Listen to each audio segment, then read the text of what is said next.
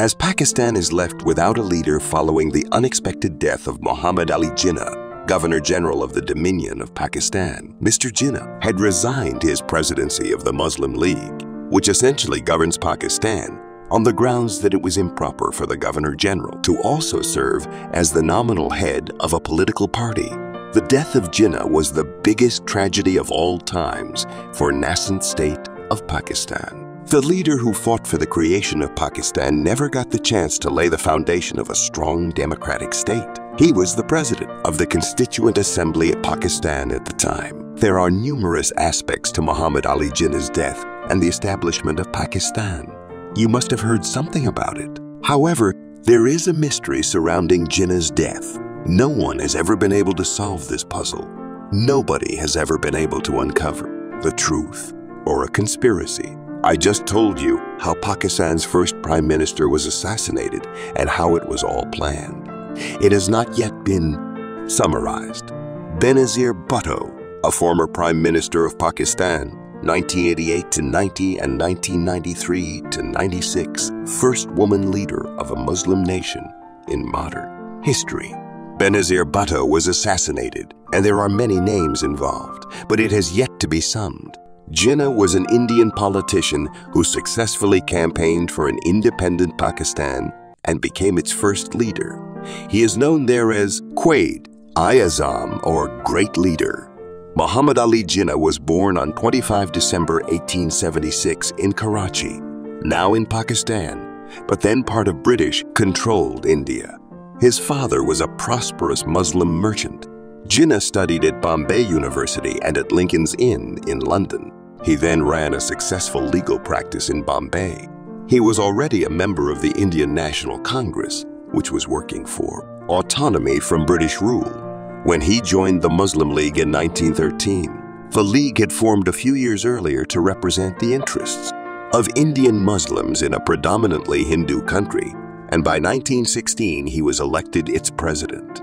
Now, was there a plot behind Muhammad Ali Jinnah's death? This is the plot. And the reason for this is that on the day Jinnah died, some things could not be believed. Mohammad Jinnah was aware of his sickness prior to death at 70. He got tuberculosis and then lung cancer. He found out from a Mumbai doctor who was treating him and his friends, but Jinnah kept this information secretly. He also instructed the doctor not to tell anyone. Because the division of India and Pakistan was at the time at his request to partition India into two halves, which was a very stubborn choice, and they were determined to create a separate country of Muslims. So they reasoned that by confronting the sickness, they might not be spared for long. This attempt may encounter some difficulties. The sickness was always concealed. However, this story begins on September 11, 1948. A special plane lands at Mirpur Kez Airport near Karachi, Pakistan. It was dark. On that plane, someone was sleeping. The person was in critical condition. His health was deteriorating. Air hostess and other cabin staff immediately connected with the airport head operator, Alter, at the airport. The Army ambulance and some Army officers were waiting for the plane to land. The jet touched down in Quetta, Karachi. The plane touched down. This happened on September 11, 1948, by chance. When Jinnah arrived in Karachi from Delhi 1 year ago, when the division took place, there were thousands of people at the airport. However, after a year, the game altered. There was no crowd at the airport, only the Army's cars and an ambulance. A man was transferred from the special jet to an ambulance. He was accompanied by a woman who was the patient's sister. The ambulance then leaves after the stretcher. The distance they had to travel was only about 30 minutes. However, the ambulance was moving slowly since there was a sick patient. The car rocked as a result of the pit and other factors, and the patient was in discomfort.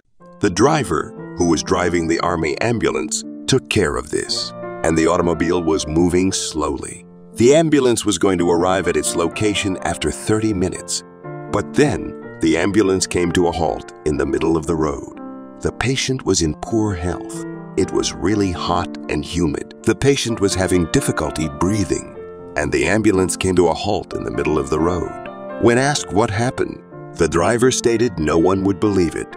The driver stated that the gasoline had ran out. Consider that an ambulance is typically utilized for emergencies, and there is a person lying down in the ambulance who is perhaps Pakistan's most powerful person, and the ambulance in which he is lying down ends up on the petrol route. An automobile was parked in the middle of the road. The gas had run out, and the patient's condition was critical, and every minute counted because they need rapid treatment. And it was for this reason that they were transported from plane to Anand, Pakistan for treatment. However, the gasoline ran out on the way. Why didn't the ambulance that was supposed to pick up the patient check the tank and the fuel? This is a mystery in and of itself. There was plenty of space on both sides of the road. Hundreds of thousands of people were lying in the road. The people that were lying in the road were the ones who were arrested. The people who were lying in the road had no idea there was an ambulance nearby. It was the ambulance that was compelled to leave the house. Immigrants made up the hundreds of thousands of individuals who were lying in the road. He had moved from India to Pakistan during the partition. And the reason for this division was that there was only one person in the ambulance at the time, and none of them had any idea who was inside the ambulance. The gasoline is in the ambulance after 30 minutes. The ambulance then returns. The ambulance then arrives at the Governor General's residence in Karachi. The patient is removed. The doctor was present from the start. The doctor takes a look at him. According to the doctor, the patient was in critical condition. All of this has deteriorated the patient's condition to the point that he has little chance of survival. The doctor said this and then walked away. The doctor gave him medicine after he recovered. The patient nodded off. The patient awoke after 2 hours. The situation had deteriorated. His sister stood close to him. He addresses her by sign. He only says one line, "Goodbye." He then passes away. This man is not just anyone. He is the man who founded Pakistan. Mohammad Ali Jinnah was the one who broke India's two halves because of his stubbornness. In Pakistan, Mohammad Ali Jinnah is also known as Quaid-e-Azam. As a result, Mohammad Ali Jinnah died. And it's him, the most powerful person in Pakistan, was transported to the army's ambulance from the airport. The petrol in the ambulance had run out. The patient in desperate need of a doctor and therapy was not a very knowledgeable doctor. He was a sophomore. In this case, the ambulances running out of gas and the wasted time in between raises several concerns and queries. In any case, Jinnah died. There were two things going on here. When Pakistan was created, Pakistani government and authorities did not want the Shia faith, second largest branch of Islam, Mohammad Ali Jinnah, to be seen by the public. That is why they wished to perform Mohammad Ali Jinnah's funeral rituals. However, Mohammad Ali Jinnah's sister requested that the death rites be administered in a Shia manner, and they were. It is stated that 3 or 4 Shias were summoned to the governor's residence, where they were bathed according to their beliefs. Funeral prayers were said, and all of this was done according to the Shias. Another former Prime Minister of Pakistan, Liaquat Ali Khan, was there at the time. Mohammad Ali Jinnah's sister handed over her brother's body to Pakistan's rulers. Following this, the Pakistani rulers took it and finished their final rites with all due reverence. Indian Prime Minister Jawaharlal Nehru stated upon Jinnah's death, "How shall we judge him? I have been very angry with him often during the past years, but now there is no bitterness in my thought of him, only a great sadness for all that has been. He succeeded in his quest and gained his objective, but at what a cost and with what a difference from what he had imagined." Jinnah was buried on 12 September 1948 amid official mourning in Pakistan. 1 million people gathered for his funeral, led by Shabir Ahmad Usmani. Today, Jinnah rests in a large marble mausoleum, Mazar Quaid in Karachi. One of the reasons is that Mohammad Ali Jinnah smoked heavily from the start. He used to smoke at least 50 cigarettes every day, according to biographies and books. Craven cigarettes were his preferred brand.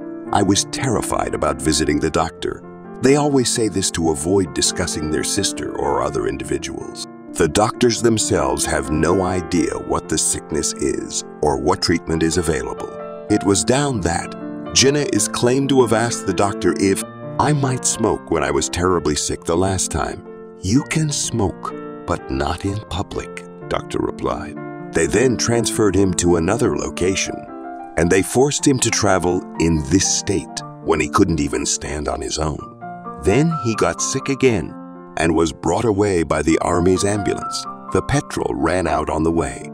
After Jinnah died, his sister Fatima asked the court to execute Jinnah's will under Shia Islamic law. This subsequently became part of the argument in Pakistan about Jinnah's religious affiliation.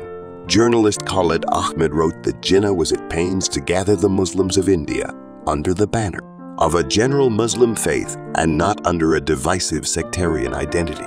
Jinnah was openly non-sectarian. According to Jinnah's grandnephew, Liaquat H. Merchant, the Quaid was not a Shia. He was also not a Sunni. He was simply a Muslim, according to a distinguished attorney who worked at the Bombay High Court till 1940. Jinnah was an orthodox Sunni in his prayer practice. By the end of his life, Jinnah had solidified his Sunni Muslim beliefs, according to Akbar Ahmed. Pakistan is the legacy of Jinnah, Mohudin said. He was and continues to be as highly honored in Pakistan as first U.S. Presidents George Washington is in the United States. Pakistan owes its very existence to his drive, tenacity, and judgment. Jinnah's importance in the creation of Pakistan was monumental and immeasurable. In a 1998 tribute to Jinnah, American historian Stanley Wolpert declared that he was Pakistan's finest leader.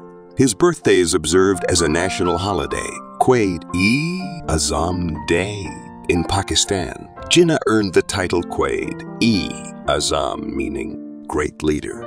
His other title is Baba, Iqam, father of the nation. The Jinnah Society also bestows the Jinnah Award every year on an individual who provides exceptional and deserving services to Pakistan and its people. Jinnah is honored on all Pakistani rupee banknotes and is the inspiration behind numerous public institutions in Pakistan. The country's civil awards include a Order of Quaid-e-Azam. Not only in Pakistan, even in India, Indian nationalist politicians like Lal Krishna Advani, whose praise for Jinnah sparked a rift within his Bharatiya Janata Party, BJP, have expressed their admiration for Jinnah. The 2009 book Jinnah, India, Partition, Independence by Indian politician Jaswant Singh sparked debate in India. The book claimed that Nehru's quest for a strong central government was the cause of partition and was based on Jinnah's philosophy. After the book's publication, Singh was kicked out of the Bharatiya Janata Party. In response, he said the party is limited in its thoughts and narrow-minded.